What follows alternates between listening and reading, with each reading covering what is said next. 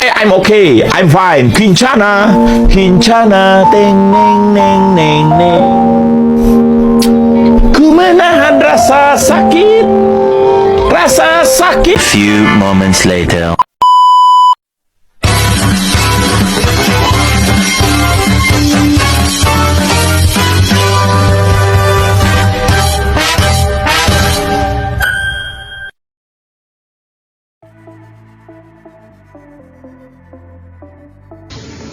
Jadi teman-teman, pada saat ini saya akan menjelaskan tentang alur komunikasi yang ada di kantor kelurahan Mesa Unima, Kecamatan Tondano Selatan, Kabupaten Minahasa, Provinsi Sulawesi Utara, untuk memenuhi tugas mata kuliah komunikasi digital dengan dosen mata kuliah Dr. Jobert M. Dame, MSI.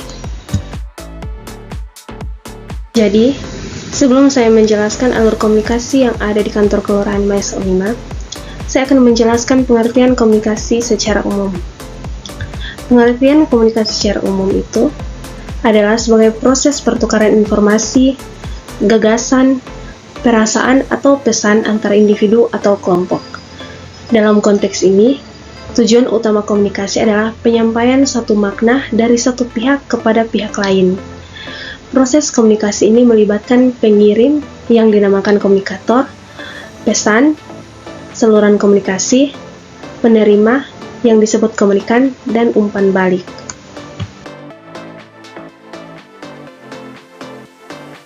Selanjutnya, saya akan menjelaskan tentang elemen-elemen dalam komunikasi. Elemen yang pertama yaitu pengirim atau yang disebut komunikator. Jadi pengirim ini adalah individu atau kelompok yang menghasilkan dan mengirimkan pesan. Pengirim memiliki niat atau tujuan tertentu dalam menyampaikan informasi. Elemen yang kedua yaitu pesan. Informasi atau ide yang hendak disampaikan oleh pengirim kepada penerima yaitu disebut pesan. Pesan juga dapat berupa kata-kata, gambar, simbol, atau kombinasi dari semuanya. Selanjutnya, elemen yang ketiga yaitu saluran komunikasi. Nah, saluran komunikasi ini adalah media atau cara yang digunakan untuk mengirimkan pesan. Saluran komunikasi dapat berupa lisan, tulisan, visual, atau kombinasi dari berbagai media seperti surat, email, telepon, pertemuan tatap muka, dan lain sebagainya. Elemen yang keempat yaitu penerima yang disebut komunikan. Jadi, penerima ini adalah individu atau kelompok yang menerima dan menginterpretasikan pesan yang dikirimkan oleh pengirim. Penerima memiliki peran penting dalam memahami dan merespon pesan. Elemen yang selanjutnya yaitu umpan balik. Jadi umpan balik ini adalah berupa tanggapan atau respon dari penerima yang mengindikasikan sejauh mana pesan telah dipahami. Umpan balik membantu memastikan bahwa komunikasi berjalan dengan efektif. Elemen yang keenam yaitu konteks komunikasi. Nah, konteks komunikasi ini merupakan lingkungan atau situasi di mana komunikasi terjadi. Konteks dapat mencakup faktor-faktor seperti budaya, waktu, tempat, dan hubungan antara pengirim dan penerima. Nah, teman-teman, tadi kan saya sudah menjelaskan tentang pengertian komunikasi secara umum, serta elemen-elemen yang terdapat dalam komunikasi. Sekarang saya akan menjelaskan tentang pengertian komunikasi digital. Jadi, komunikasi digital itu merujuk pada proses pertukaran informasi, gagasan, atau pesan melalui media elektronik atau teknologi digital. Ini mencakup berbagai bentuk komunikasi yang terjadi dalam lingkungan digital, seperti internet, media sosial, email, pesan teks, dan platform-platform komunikasi digital lainnya. Selanjutnya, saya akan menjelaskan elemen-elemen dalam komunikasi digital. Nah, elemen yang pertama itu media elektronik. Jadi, komunikasi digital terjadi melalui media elektronik yang mencakup segala bentuk teknologi digital, seperti komputer, smartphone, tablet, dan perangkat elektronik lainnya.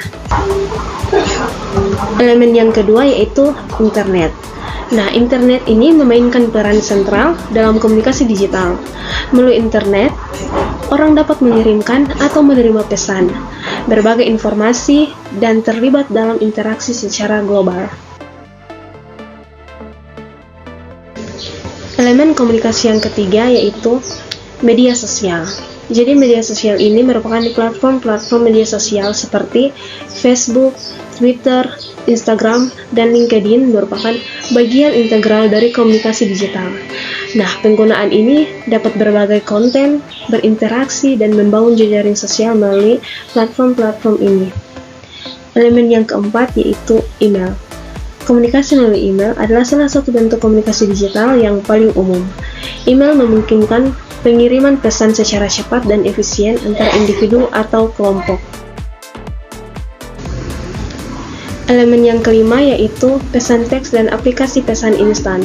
Nah, penggunaan pesan teks dan aplikasi pesan instan seperti WhatsApp, Telegram, dan Line memungkinkan orang untuk berkomunikasi secara real-time melalui teks, suara, dan kadang-kadang gambar. Elemen yang keenam yaitu konten digital. Selain komunikasi teks, komunikasi digital juga melibatkan berbagai bentuk konten digital seperti gambar, video, dan audio yang dapat dengan mudah dibagikan dan diakses oleh pengguna. Elemen yang ketujuh yaitu interaksi multimedia. Nah, komunikasi digital tidak hanya terbatas pada kata-kata saja. Dengan adanya teknologi multimedia, pengguna dapat berkomunikasi melalui kombinasi teks, gambar, suara, dan video. Elemen yang kedelapan yaitu kecepatan dan aksesibilitas. Nah, salah satu keunggulan utama komunikasi digital itu adalah kecepatan dan aksesibilitasnya. Pesan dapat disampaikan dengan cepat, dan orang dapat berkomunikasi kapanpun dan dimanapun selama terhubung dengan jaringan internet. Nah, setelah saya menjelaskan pengertian dan elemen-elemen komunikasi secara umum, bahkan komunikasi secara digital, sekarang saya akan menjelaskan tentang alur komunikasi yang ada di kantor Kelurahan Mayasuk 5. Nah, untuk mengetahui alur komunikasi yang ada di kantor Kelurahan Mayasuk 5, saya melakukan observasi, dan observasi itu dilakukan pada hari Selasa 7 November 2023 pada pukul 13.00 sampai dengan selesai, yang bertempat di kantor Kelurahan Mayasuk 5, Kecamatan Tondano Selatan, Kabupaten Minahasa, Provinsi Sulawesi Utara. Nah, untuk mengetahui alur komunikasi yang ada di kantor Kelurahan Mayasuk 5, saya melakukan wawancara dengan narasumber Bapak Miki Kalalo, Sarjana Ekonomi, jabatan sebagai lurah di kantor Kelurahan Mayasuk 5, Kecamatan Tondano Selatan, Kabupaten Minahasa, Provinsi Sulawesi Utara.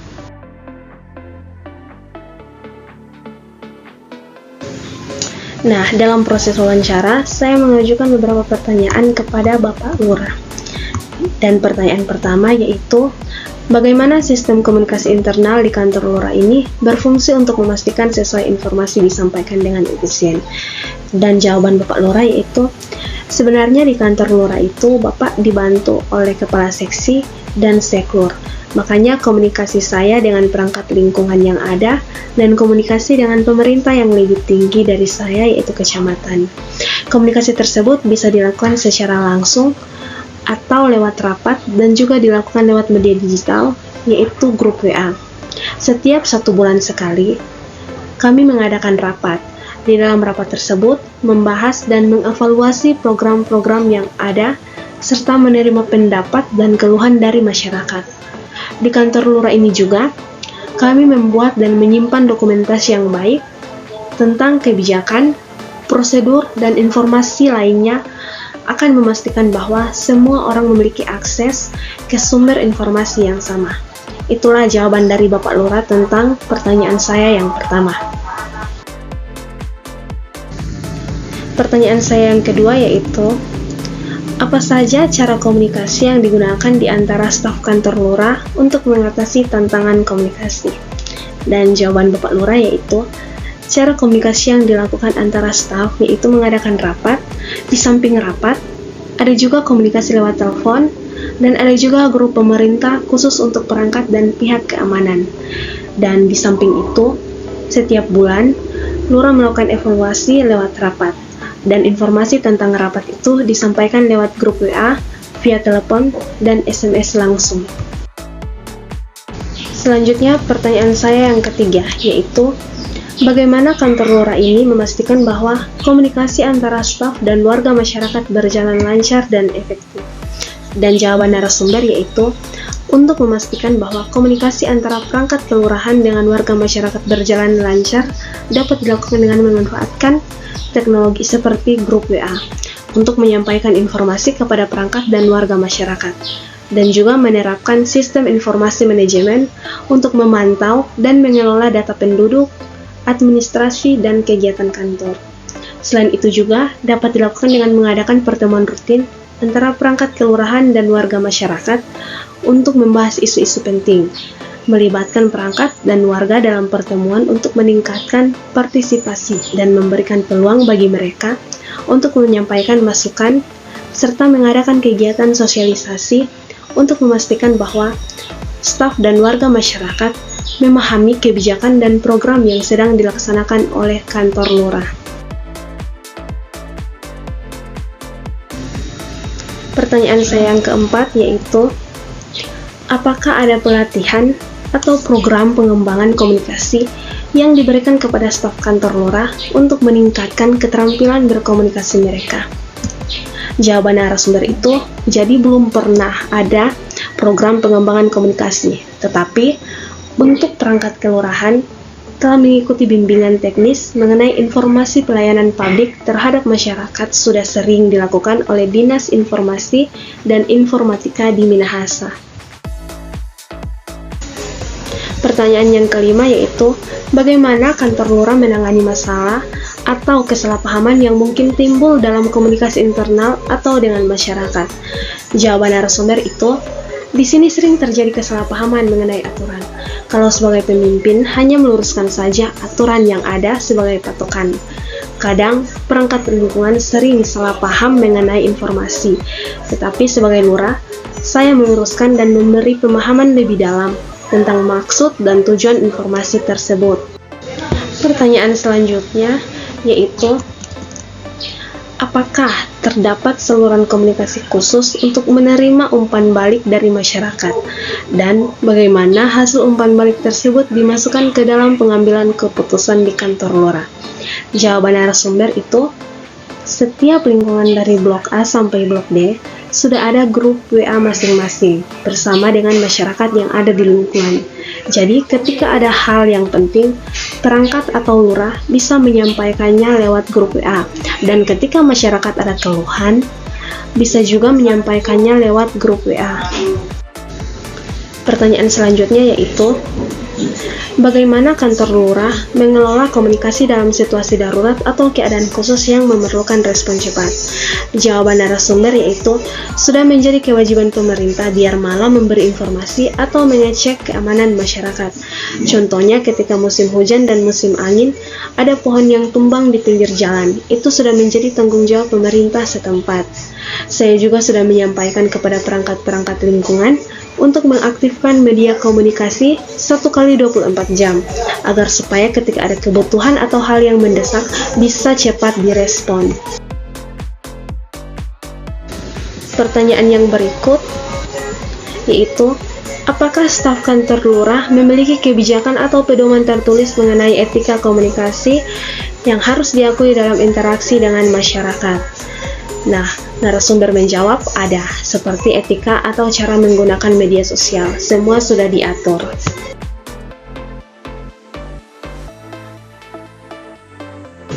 Pertanyaan saya yang terakhir yaitu, bagaimana kantor lurah memastikan bahwa semua staf memiliki akses ke informasi yang relevan dan diperlukan untuk melaksanakan tugas mereka dengan baik melalui sistem komunikasi internal? Jawaban narasumber yaitu, sebagai pemimpin, informasi-informasi yang ada harus mampu menampung semua aspirasi dan masukan. Jadi sebelum kita mengambil keputusan, semua aspirasi dan masukan harus dipertimbangkan dengan baik, lalu kita putuskan dan laksanakan. Dan untuk memastikan bahwa semua staf di kantor lurah memiliki akses ke informasi yang relevan, maka kami mengadakan rapat rutin dan pertemuan tim untuk membahas isu-isu kunci, proyek tertentu, dan memastikan bahwa semua staf memahami informasi terbaru, serta membuat buku panduan atau dokumentasi yang lengkap untuk memberikan panduan langkah demi langkah tentang tugas-tugas khusus dan prosedur kerja. Berikut pertanyaan-pertanyaan yang saya ajukan kepada narasumber dalam proses wawancara. Nah, selanjutnya kita masuk dalam pembahasan.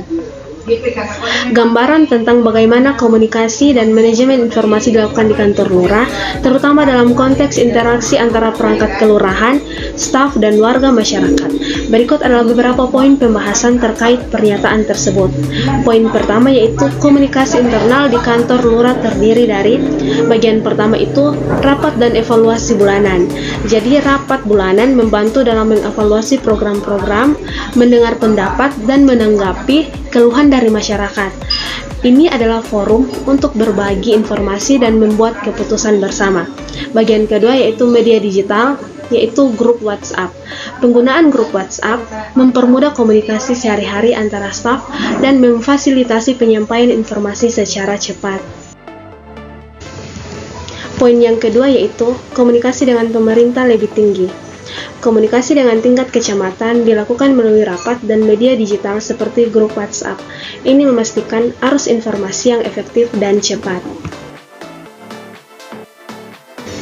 Selanjutnya, poin yang ketiga yaitu manajemen data dan dokumentasi.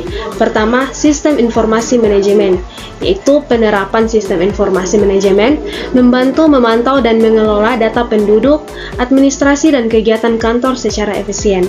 Kedua, dokumentasi, yaitu membuat dan menyimpan dokumentasi yang baik mengenai kebijakan dan prosedur, memastikan ketersediaan informasi yang konsisten untuk semua pihak. Poin yang keempat yaitu komunikasi dengan warga masyarakat. Nah, penggunaan grup WhatsApp di tingkat lingkungan memfasilitasi komunikasi antara perangkat kelurahan dan warga masyarakat serta pertemuan rutin dan kegiatan sosialisasi meningkatkan partisipasi warga dan memastikan pemahaman tentang kebijakan dan program yang sedang dilaksanakan. Poin yang kelima yaitu pelatihan dan bimbingan teknis.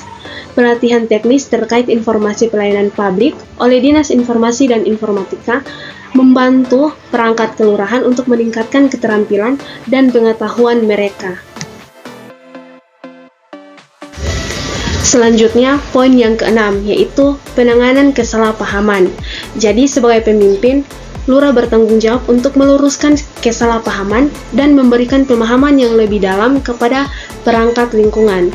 Poin yang ketujuh yaitu penggunaan media sosial dan etika. Jadi kewajiban pemerintah adalah memastikan penggunaan media sosial dilakukan sesuai dengan aturan etika yang telah diatur. Selanjutnya poin yang kedelapan yaitu partisipasi dan pengelolaan aspirasi. Jadi sebelum mengambil keputusan, penting untuk mempertimbangkan semua aspirasi dan masukan dari staf dan warga masyarakat. Selanjutnya poin yang ke-9 yaitu akses informasi bagi staf. Nah, rapat rutin dan buku panduan membantu memastikan bahwa semua staf memiliki akses ke informasi terbaru dan memahami tugas-tugas mereka. Dan poin yang terakhir yaitu keamanan masyarakat dan tanggung jawab pemerintah. Nah, aktivasi media komunikasi 24 jam membantu dalam menanggapi kebutuhan mendesak dan memastikan keamanan masyarakat. Pendekatan holistik seperti ini membantu menciptakan lingkungan di kantor lurah yang terbuka, efisien, dan responsif terhadap kebutuhan masyarakat. Jadi, itulah beberapa pembahasan dari pertanyaan-pertanyaan yang telah saya ajukan kepada narasumber, dan pada saat ini kita akan masuk dalam kesimpulan. Nah, dapat saya simpulkan bahwa kantor lurah telah melibatkan berbagai metode komunikasi, baik secara langsung, rapat, maupun melalui media digital seperti grup WhatsApp. Adanya rapat bulanan yang membahas program, evaluasi, dan penerimaan masukan dari masyarakat menunjukkan upaya untuk menjaga keterbukaan dan partisipasi. Penggunaan teknologi seperti grup WhatsApp dan sistem informasi manajemen juga memberikan efisiensi dalam penyampaian informasi. Yang menjadi saran saya untuk alur komunikasi yang ada di kantor Kelurahan Maesa Unema itu ada dua. Yang pertama itu meningkatkan penggunaan teknologi. Jadi terus manfaatkan teknologi dengan efektif, termasuk grup WhatsApp, untuk menyampaikan informasi dengan cepat dan efisien kepada staf dan masyarakat. Saran kedua yaitu penguatan komunikasi antar pihak. Jadi mendorong komunikasi terbuka dan efektif antara staf kantor lurah, baik melalui rapat reguler, pertemuan tim, atau media digital untuk meningkatkan kolaborasi dan pemahaman bersama.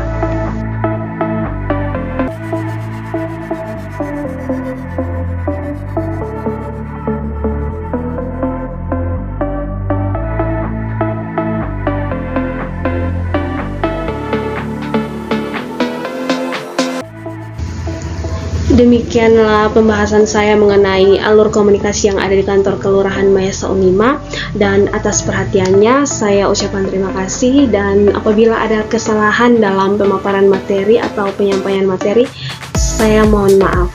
Terima kasih. Bye-bye.